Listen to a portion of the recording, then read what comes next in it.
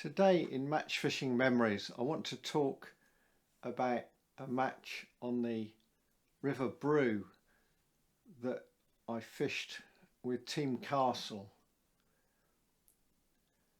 This was one of the later matches I fished with Team Castle, and we'd already fished the River Brew. I don't know if it was the year before, maybe the year before that, and it was pretty tough going. I think about £10 won it, but there were one or two corner swims with slacks and they produced good weights. I remember being on a fairly fast straight and the river was up a foot, it was dirty, and catching £1/2 of a dace and a roach or something like that. Not very much at all. Anyway, a year later, or maybe 2 years later, we were in a position where we were very close to winning the league,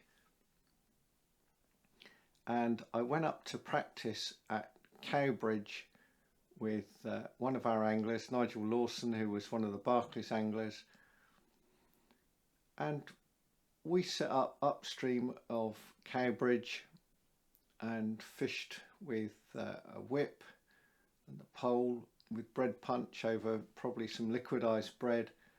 And we caught little roach, just stuff like this. And after about 4 hours, we probably had a couple of pound, lots of little roach, but pretty hard going. And it was obvious that it had to be better than that. This was on the much more canalised and straightened stretch, whereas in the Winter League I'd fished before. I'd been further upriver where it had, although it was still straightened and canalised with big flood banks, there was a little bit more character. And this bit was sort of, I don't know, 14, 15 metres wide, probably 4 or 5 foot deep. Anyway, further down, a Somerset angler called Nicky Collins was fishing, and he sort of packed up, and we said, well, we've been catching these little roach, and that's obviously not good enough for what we want. We should be catching more fish or bigger fish or something. He was fishing in a different team to us, but not in our league. I don't know if he was in the Somerset Winter League. We were in the West Wilts. And he said that punch fishing for little roach was all right for about an hour or so. You could get a bit of weight. But what you had to do was to feed casters towards the far bank, not right tight against the far bank, but not very far out, a yard or two out from the far bank. And for the first hour, you'd feed those casters, but you'd fish for the little roach. Try and catch a pound or two as quickly as you could, and then after an hour, you could either fish a little waggler, because the river was pretty normal. It was fairly clear, and it wasn't hammering through, it wasn't going to be in flood. And fish well over depth with a waggler, with a caster or double caster on a fairly small hook, a 20 hook. And there were lots of tench in there. Now you think it's January, but there were lots and lots of tench. But if you didn't fish for them properly, you wouldn't catch them. If you just fished maggots or carried on with a punch, no tench. But these tench were towards the far bank, and you needed to get that waggler holding over there.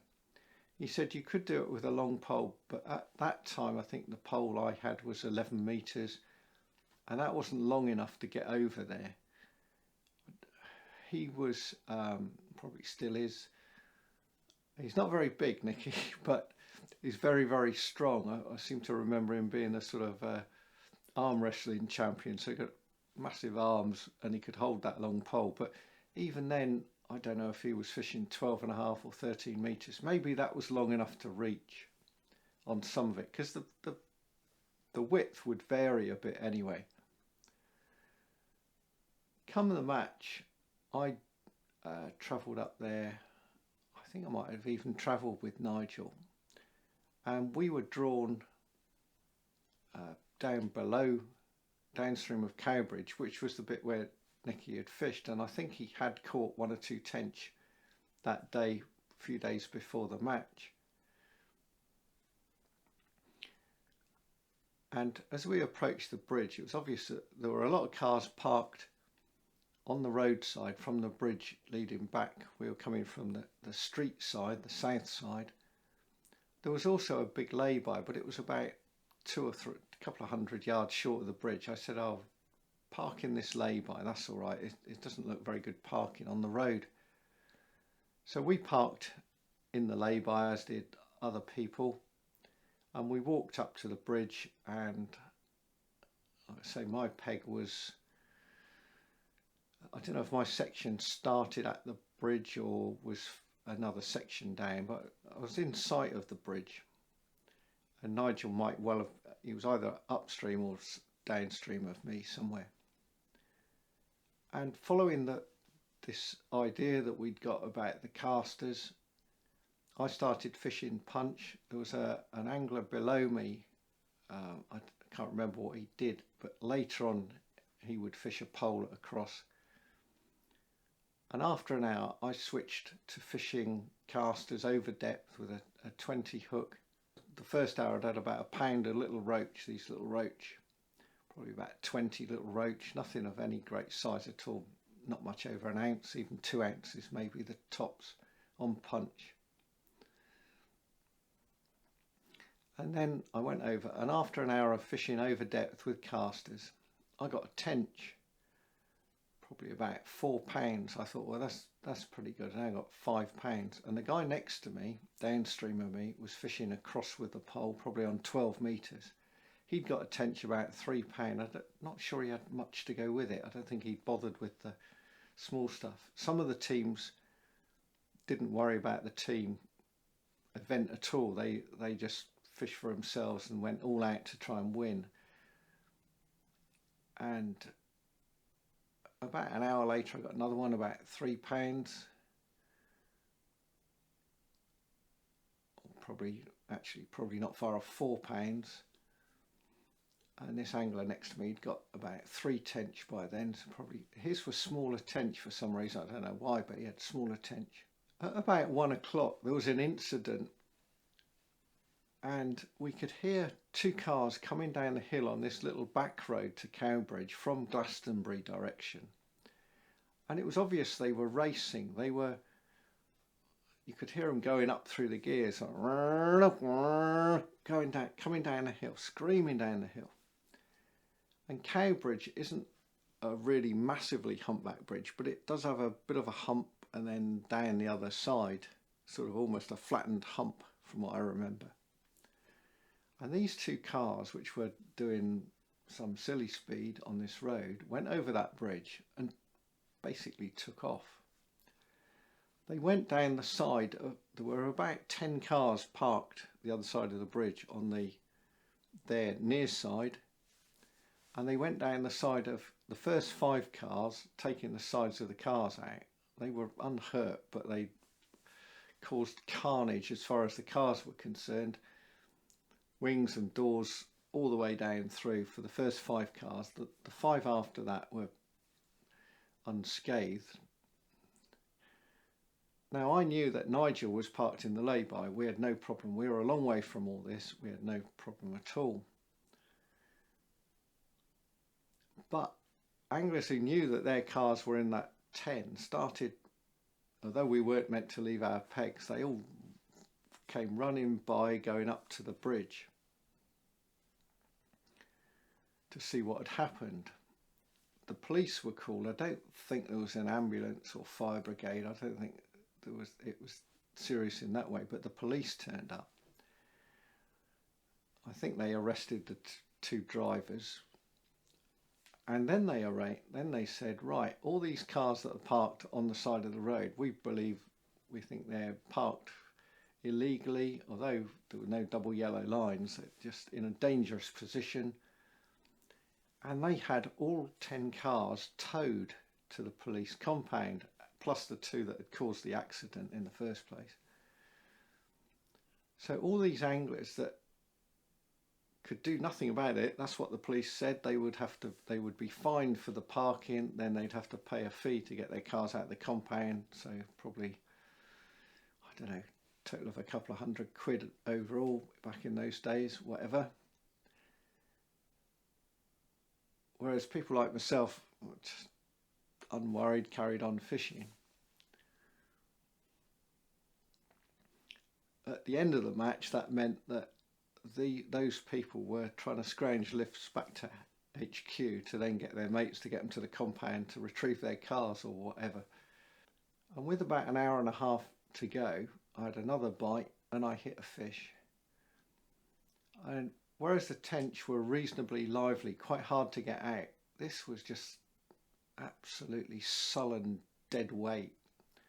And very slowly, there was a very gentle flow, eased it across the river, not very far, and it came up broadside. I thought, it's a bream. No one had said anything about bream. And I got it into the landing net, and it was obviously a great big dustbin lid of a bream. And I had the pole, I did have a pole set up. It might have been what I was using on the punch rather than a whip. And that was sort of going down the bank parallel behind me. And I got this bream into the landing net. I went to lift it and the bream kicked, and the back end of the landing net, aluminium landing net, whacked down on one of the sections of the pole, back the number 4 section, and chopped through it clean in two. So it knocked about a foot off that. On another day I was able to replace it. That was all right. It did get replaced, but it was a bit of a downer to have a broken section of pole. Not that I was going to use it anymore that day. I certainly couldn't use it anymore that day. I don't think I had a spare section, number 4 section. So the guy at the next peg said, "How big is it?" I said, "I haven't got a clue. I'd never seen a bream this big before. I don't know what my best one was in those days. Probably might have been £7, and I couldn't figure out whether it was. I said it's anything between £6 and £9. I just haven't got a clue, but it's big." And then towards the end of the match, I got my third tench, again sort of over £4, and the guy at the next peg had ended up with 6, but nothing with it at all about £3. The end of the match had come, and the weigh-in for my section started. God, there was some fish. Nigel Garrett, I think he was in my section. He did fish for Castle possibly the following year, but that year he said, "Oh, I hate it when I draw in your section to me. You're bloody hard to beat." He'd had £14 of really good roach on the long pole, long casters, but no tench. That got him 4th in the section out of, I don't know, it was 10 or 11. It did vary which year we were in. There was another good weight, I forget what, that must have been about £16. I don't know what that was. The guy next to me had 6 tench for £18. And my bream that I didn't know what weighed £8 10 ounces, and I've yet to beat it anywhere. I've yet to get another £8, but it was still my best bream and weighed in on the match scales. With the 3 tench and the pounder little roach, I had £20 and 15 ounces. And I'm thinking, well, I've won the section, and the previous year the match was won with £10. So I got to be in with a shout. Got back to the bridge, and one of our anglers was there, Team Castle anglers. I said, "What you got?" He said, £21. I said, "I don't believe it." He had £21 exactly, and a £6.5 bream in the last 5 minutes. So he beat me by an ounce. I thought, well, the best I can do is second. The next Team Castle angler we met, I can't remember who it was, he had £23. I'm thinking he'd won his section as well. I can't believe this. I'm now third in the team and 3rd overall. And then finally one of our anglers had absolutely walloped the match when we got back to headquarters. He got £43. And another one of our anglers had won his section as well with £17. So the angler next to me I'd ended up 4th. He'd ended up 5th.